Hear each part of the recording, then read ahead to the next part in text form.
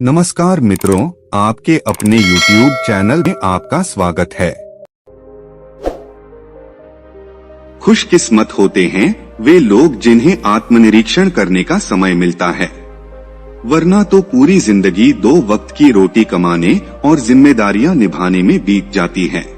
अपने लिए समय ही नहीं बचता और वही जिम्मेदारियां निभाते निभाते आदमी इतना थक जाता है कि जिंदगी एक बोझ लगने लगती है। उसमें कुछ मजा नहीं रहता, कुछ उमंग, कुछ उत्साह, जोश जिंदगी से गायब हो जाता है। लेकिन आदमी हमेशा से ऐसा नहीं होता, तभी तो वह बहुत जोशीला, उत्साह से भरा हुआ रहा होगा।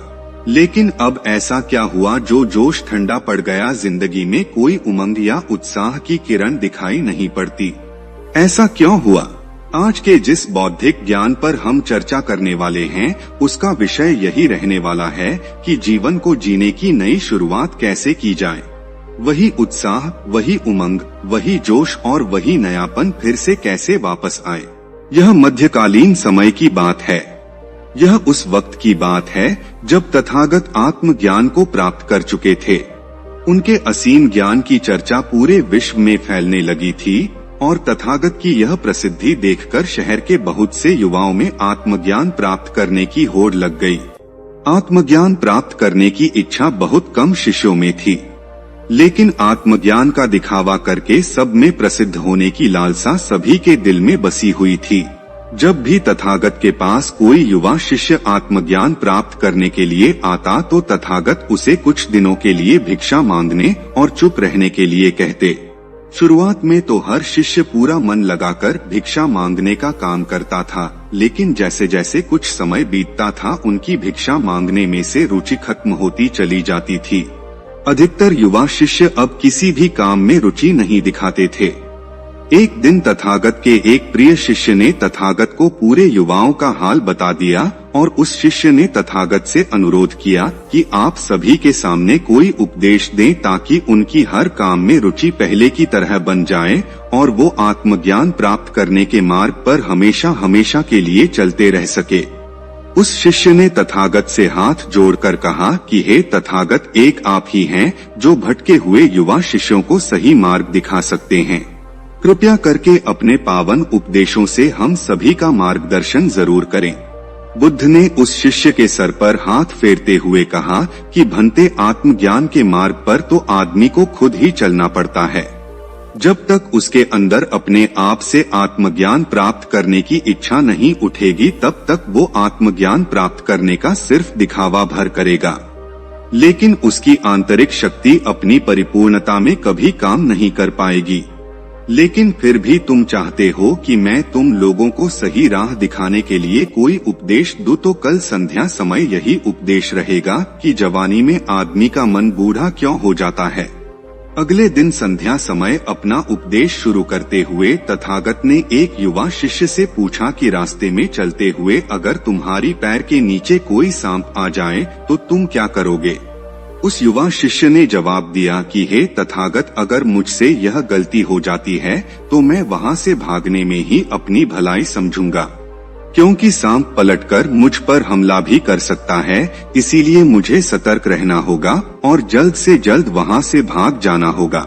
तथागत ने सभी शिष्यों को संबोधित करते हुए कहना शुरू किया कि जिस प्रकार जंगल में एक हिरण अपने प्राणों के लिए हमेशा सतर्क रहता है, उसी प्रकार एक शेर उसका शिकार करने के लिए पूरा सतर्क रहता है। उसे जब भी मौका मिलता है वो उस हिरण का शिकार कर लेता है। तो यहाँ पर जिसकी भी सतर्कता कम होगी उसे अपने जीवन से हाथ धोना पड़ेगा। या तो हिरण मारा जाएगा या फिर शेर भूखा मर जाएगा। मजे की बात यह है कि उस शेर और उस हिरण को प्रतिपल सतर्क रहना होगा। अगर उनमें से कोई भी एक पल के लिए भी चुका तो वह अपनी बाजी हार जाएगा। लेकिन हम मनुष्य कभी भी यह नहीं सोचते कि कभी भी कोई भी सांप हमारे पैर के नीचे आ सकता है, इसीलिए हमें सतर्क रहना चाहिए। हम अपना हर कदम पूरे बेहोशी के साथ उठाते हैं, क्योंकि हमें हमेशा यही लगता है कि हमारे पैर के नीचे कोई कंकर भी नहीं आ सकता, तो सांप आना तो बड़ी दूर की बात रह गई। इसीलिए हम धीरे धीरे बेहोशी में चले जाते हैं। तथागत ने अपना उपदेश आगे बढ़ाते हुए कहा कि जब तुमने बचपन में चलना सीखा होगा तो तुम सब ने एक एक कदम बड़ी होशियारी, बड़ी सतर्कता और बड़े होश पूर्वक रखा होगा। लेकिन जैसे जैसे तुम चलने में माहिर हो गए वैसे वैसे तुम्हारा चलने पर से ध्यान हटता चला गया और तुम बेहोशी में चले गए। अब जीवन में कोई भी कदम बढ़ाना तुम्हारे लिए सतर्कता नहीं रहा।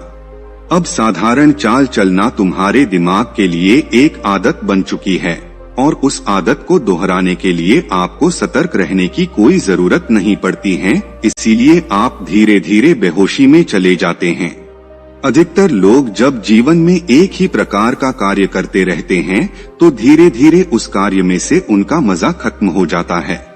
अब उस काम को करने में उन्हें कोई रस नहीं आता, बस वह आदतन उस काम को कर रहे होते हैं और इसी वजह से हमारी जिंदगी के ज्यादातर काम आदतन होने लगते हैं जिनमें कोई रस नहीं रह जाता और धीरे धीरे हमारा जिंदगी में से रस खत्म हो जाता है। कोई जोश, कोई उत्साह, कोई उम्मीद दूर दूर तक नजर नहीं आती है। हम सांस तो ले रहे होते हैं लेकिन अंदर से पूरी तरह से मर चुके होते हैं।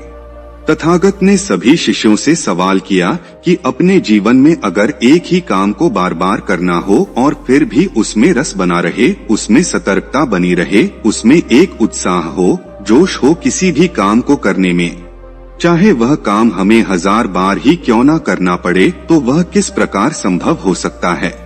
जब कोई शिष्य जवाब नहीं दे पाया तो तथागत ने समझाना शुरू किया कि आदमी को जब भी ऐसा लगता है कि उसने उस काम से सारा ज्ञान हासिल कर लिया है, उसे वह कला पूरी तरह से आती है, वह उसे परिपूर्ण तरह से समझता है।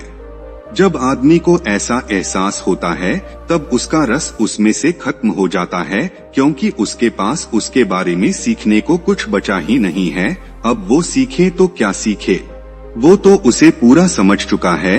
और यहीं पर एक आदमी गलती कर देता है।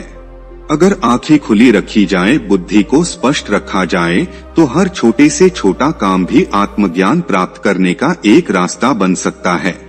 तथागत ने अपनी बात आगे बढ़ाते हुए कहा कि किसी काम में से सुस्ती, उत्साह या जोश खत्म होने का दूसरा बड़ा कारण होता है कि हमें लगता है कि हमारे पास बहुत समय है, हम तो हमेशा जीवित रहेंगे, और अपने अवचेतन के इसी विचार के कारण हम हर काम बड़ी ही बेहोशी के साथ करने लगते हैं। लेकिन जो समझदार होते हैं वो यह जानते हैं कि हर सांस आखिरी सांस हो सकती है, इसीलिए हमें हर रोज मरना होगा। अपनी सारी चिंताएं, सारे मन के द्वेष, सारी छटपटाहट दिन के खत्म होते होते हमें अपने मन से भी उतार देनी होगी और हमें यह विचार पैदा करना होगा कि हर दिन एक नया दिन होता है, एक नया जीवन होता है और वह जीवन शाम होते होते खत्म हो जाएगा। इसीलिए आपके पास सीमित समय है, उसी सीमित समय में आपको आत्मज्ञान प्राप्त करने के सारे तरीके अपनाने होंगे।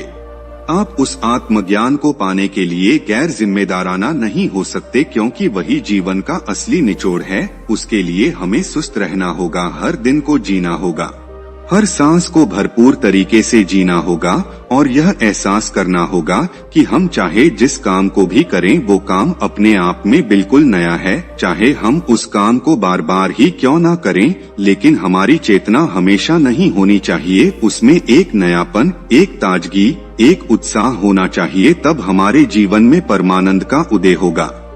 ऐसा आनंद जो निरंतर है, जो शाश्वत है, जो कभी नहीं मिटता, जो किसी चीज से पता नहीं होता। और जब हम निरंतर उस आनंद का एहसास कर पाते हैं तब हमें पता चलता है कि आत्मज्ञान का रास्ता कौन सा है, हमें किस रास्ते पर आगे बढ़ना है। फिर आपको किसी से कोई सवाल पूछने की जरूरत नहीं रह जाएगी। फिर हमको कोई वीडियो नहीं देखनी होगी। बस अब आपको आपका मार्ग मिल गया। अब आप निरंतर 24 घंटे अपने आनंद में रह सकते हैं। किसी काम को करते हुए भी या खाली बैठे हुए भी आप निरंतर उस आनंद का एहसास कर पा रहे हैं। आपकी हर एक सांस आखिरी हो सकती है, इसीलिए आप अपनी हर सांस को जी रहे हो। आपकी चेतना में नवीनता है, उसमें ताजगी है। तथागत ने अपना उपदेश खत्म करते हुए सभी शिष्यों को कहा कि अभी हम सब रात्रि का भोजन करने के लिए जा रहे हैं। भोजन तो हम रोज करते हैं, लेकिन आज से भोजन का हर टुकड़ा हम इस प्रकार महसूस करेंगे जैसे कि हम पहली बार उस टुकड़े को अपने मुंह में ले रहे हैं, और इससे आपकी चेतना नवीन होती जाएगी, नई होती जाएगी। हर काम में इस प्रयोग को अपनाओ और आप पाओगे कि आपके शरीर के बूढ़ा हो जाने पर भी आपकी चेतना एकदम नवीन है। आपकी आंखों में कोई थकावट नहीं है, बल्कि उसमें एक आश्चर्य, एक उत्साह बना हुआ है। इसके बाद तथागत और सभी शिष्य रात्रि का भोजन करने के लिए भोजन कक्ष में पहुंच जाते हैं। तो दोस्तों, यह कहानी आपको कैसी लगी हमें कमेंट सेक्शन में जरूर बताना, और अच्छी लगी हो तो इस चैनल को सब्सक्राइब जरूर कर लेना।